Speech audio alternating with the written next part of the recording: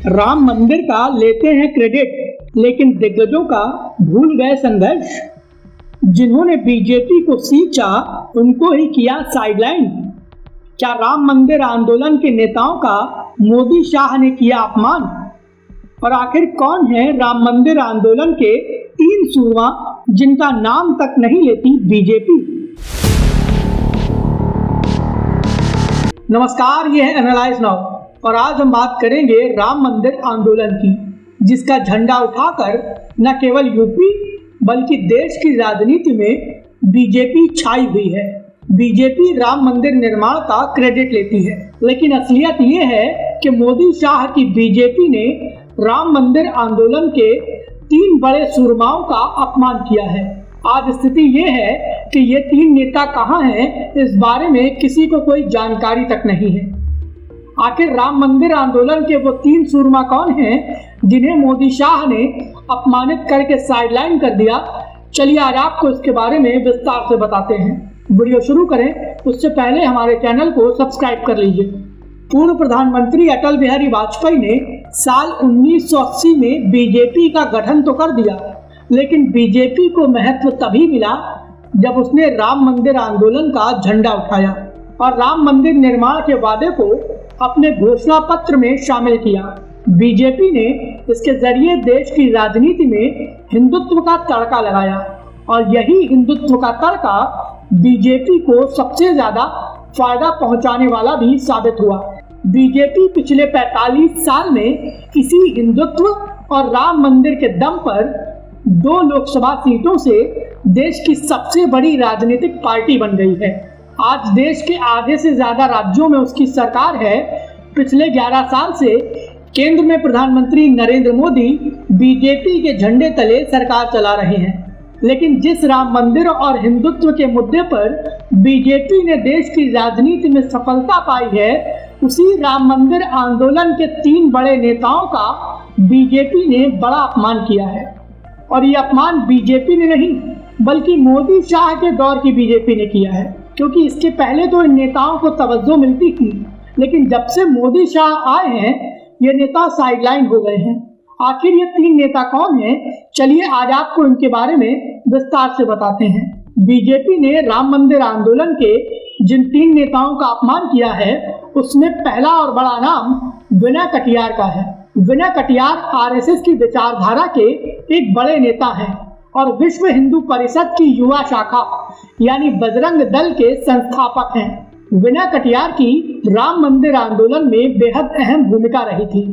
बाबरी मस्जिद के विध्वंस से लेकर कानूनी लड़ाई तक में विनय कटियार ने अपना सब कुछ न्योछावर कर दिया था।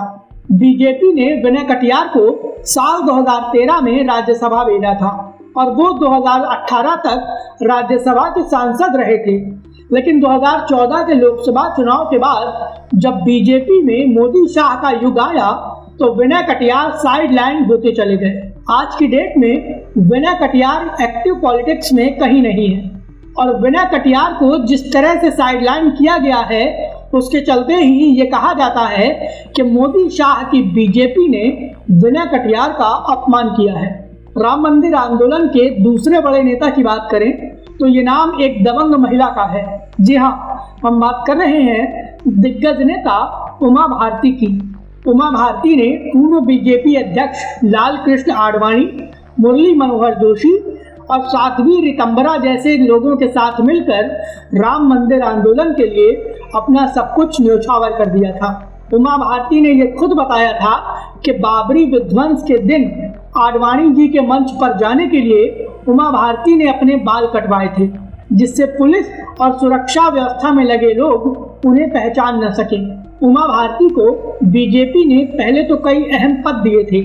साल 2014 के लोकसभा चुनाव के बाद पीएम मोदी की पहली कैबिनेट में भी उमा भारती को जगह मिली थी, लेकिन फिर अचानक पता नहीं क्या हुआ कि उमा भारती को बीजेपी ने साइडलाइन करना शुरू कर दिया और नतीजा ये हुआ कि 2019 के लोकसभा चुनाव में उमा भारती को टिकट भी नहीं दिया गया।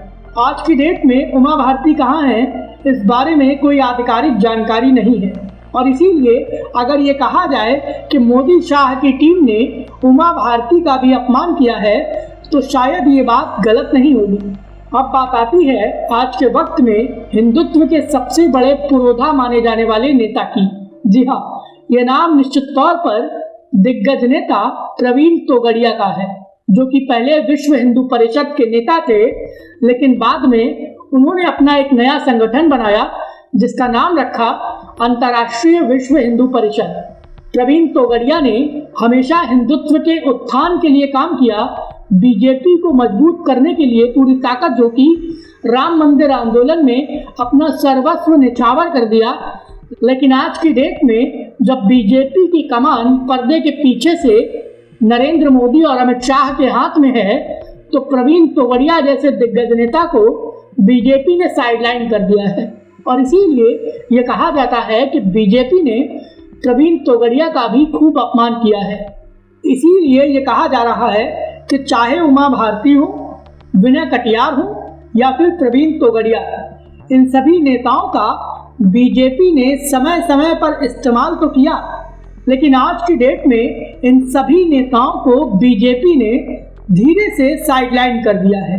इन तीनों ही नेताओं के प्रति बीजेपी के रवैये को लेकर आपकी क्या राय है, प्लीज़ हमें हमारे कमेंट बॉक्स में ज़रूर बताएं।